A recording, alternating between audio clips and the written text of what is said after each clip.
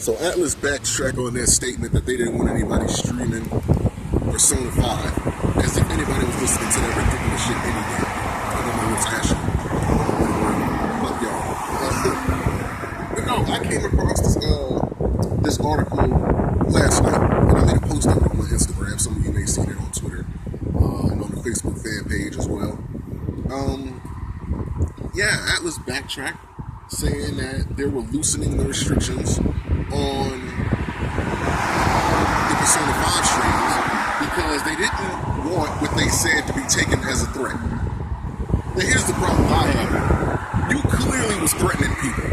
When you say shit like anybody who live streams the game up to a certain point will either be hit with copyright strikes or have their YouTube channels or their live stream channels either closed or terminated, that's a threat. And then you come out and say, well, we didn't mean for it to be taken as a threat. It's a damn threat. Just own up to it. You threaten people. You were wrong. Just say it and move on from it. Now,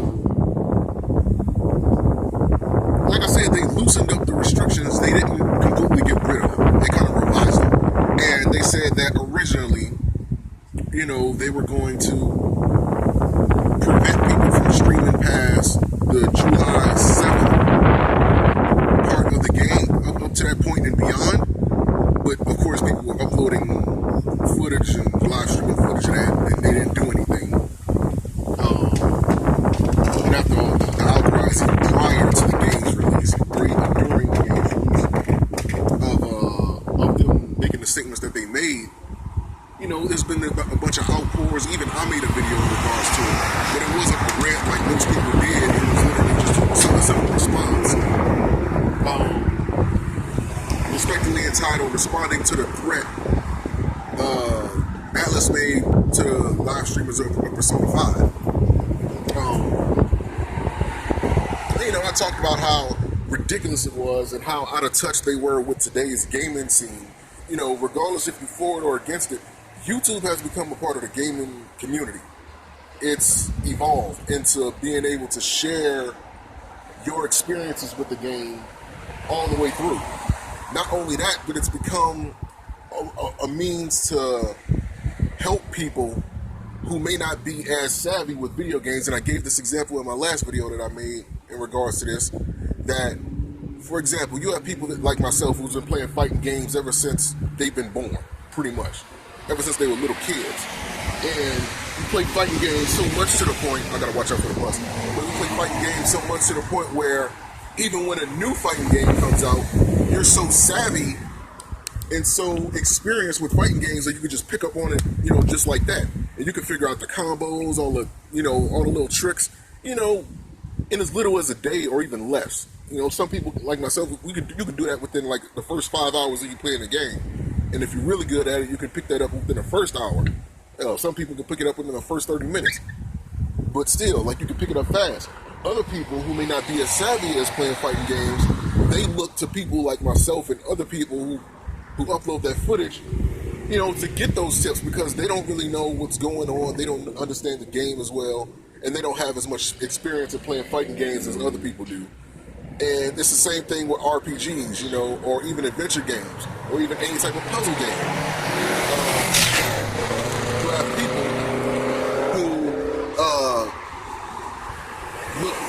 who can't really figure out the puzzles and certain areas of the game because it's too difficult for them. So they look to people online and on YouTube in particular to do how-tos and how to get over this certain area of the game or how to be more efficient in a game such as Persona 5 because you need to be efficient with your time. So it's important to show and help people,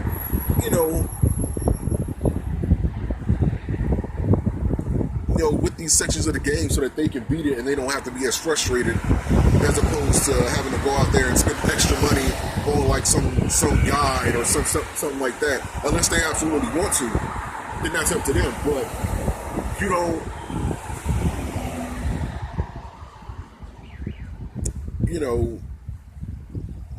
you don't have to do it by yourself anymore, basically.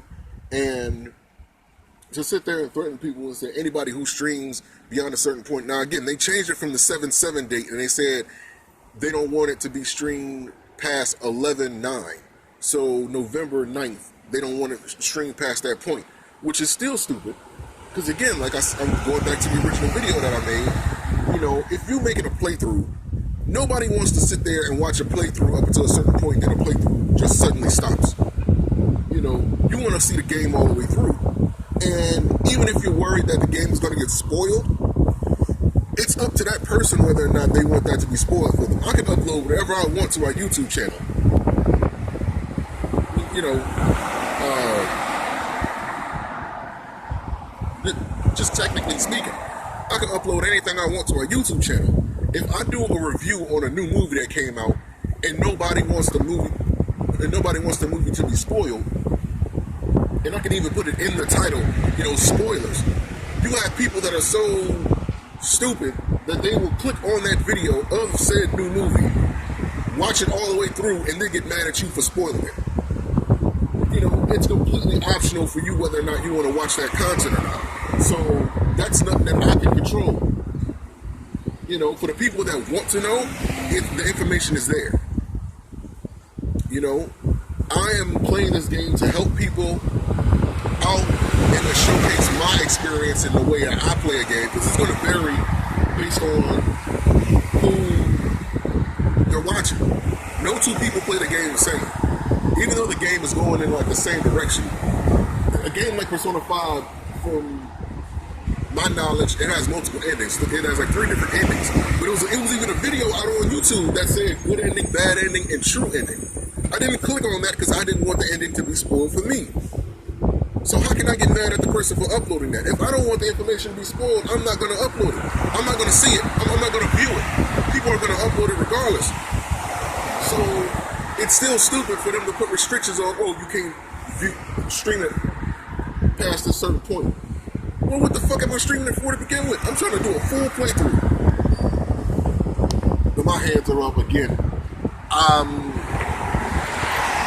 still not with the restrictions on the video game and all that nonsense. I mean, because at the end of the day, it's not going to matter. Eventually, so many people are going to have an upload that if whatever you didn't want them to see, they're going to see anyway. And, you know, it makes no sense for them to go after people like that. It just doesn't, in the grand scheme of things. And for them to try to put some type of chokehold on live streams, if that was the case, you know, why did you even make the game to begin with? If you didn't want it to be shared and experienced with other people. You know. But what the hell do I know? I'm just a consumer and a gamer, right? I'm not the actual company that, you know, that earns my money from people purchasing the product, and, you know, I'm so high in my castle that I don't see what's really going on in the world. I don't know, man. So that's just all I wanted to say, man. Update you guys on that situation. It's funny. I don't really think it's right that they even put the restrictions on it, even more so that they sat there and lied and act like they didn't threaten people when you actually absolutely did. I mean, hell, there's an article. Hell, you put it on your website. You know, hell, you put it on the Persona 5 website. And if anybody gets caught streaming, you know, past, you know, originally y'all stated 7/7, July 7th in the game, then you will be hit with copyright strikes or have your channel terminated. That's a damn threat.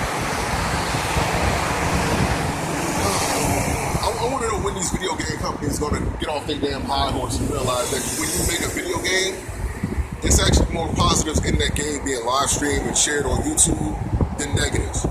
You know, you have people, yes, you do have people who only want to watch video game playthroughs. They weren't going to buy the game any damn way. They weren't. Either they were going to go to a friend's house and see it, or, you know, they were going to go online and see it. They're not going to, they have no intention on buying the game themselves in the first place. Some of them don't even have the money to buy it. But for the ones that do, they just don't care to buy it anyway. For other people, They want to watch the playthroughs to see how good the game is before they go buy it themselves. If the game is anything good, then they're going to go buy it. If the game is anything bad, they're going to go buy it. And if you don't want people to view the game like that, then I feel like you're kind of tricking people into buying a bad product, a potentially bad product. Everybody should give a view of how good a game is, because you can't trust these big companies that do these reviews. Like, you can't trust them, because it's been known ever since the 90s and even before that. These gaming companies, well, primarily in the 90s, they have these magazines and these people that do reviews. They get paid off to do these reviews. They get paid off to overinflate the scores and say great things about a game that ends up being terrible, when you buy it yourself. It's been too many games in recent years that were terrible that these gaming companies gave these big, praises to. So you can't really trust what the gaming industry is saying about games. You have to see it for yourself, and you have to listen to people who aren't getting paid off to play these games or get advanced copies and then say nice things about it. You know what I mean? Because basically they're just getting paid to try to sell you the game any goddamn way.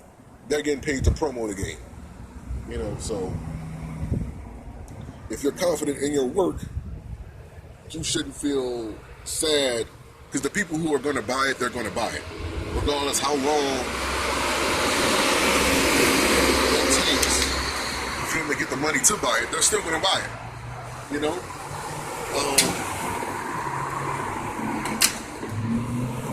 all the DLC that comes with it. You have people, if they're not interested in buying the game, they're just not going to buy it. Regardless if they view it online or not, they're not going to buy it regardless. So they just don't get what's really happening in today's world. Like a lot of these companies are. They're high in their castle, and they're not down there with the common folk to see what's really going on. They don't see what's going on to the people that try to sell their game to. And that's bad. When you don't understand your consumer base, that's bad business right there. I shouldn't have to go any deeper than that. But Atlus, if you're watching this, which is pretty far-fetched, or if anybody watching this, because it's funny, in my title I said that they were threatening people in the last video I did, and then they actually put in their response that, they didn't want it to be taken as a threat. I don't know. I didn't see other people's, videos on the situation, so I don't know if anybody else put threats, like the word threat, in their title description. In their title. In the video title. But, you can't do that to people that buy your game, because you're essentially telling them, with the way gaming is these days, you're essentially telling them, don't buy our product. And you don't want that. It means no money's for you. Like I said, there's more positives than people buying the game, live streaming it, and sharing those experiences with other people, helping them out with areas of the game that they may not be too savvy on, or they might not be able to get past. There's been plenty of times when we playing video games where I've had people leave comments underneath videos stating that, thank you so much for helping me get past this part. I would have never got past this part if it wasn't for you. You know what I mean? Just basically giving thanks for, showcasing how to get past a certain area of this game, or how to be savvy, In the Persona 5 in particular, I can say that for a fact. It's difficult to try to raise up the parameters on some of these things, because you may not know how to do it efficiently, or as efficiently as somebody else. So if somebody else can teach you how to be more efficient with it, let them share that. And when they make the video showcasing what to do, it just may be past that certain date where you didn't want them to upload. So what, you gonna get them in trouble for helping people? It don't make any sense to put any type of restrictions like that on video games. Because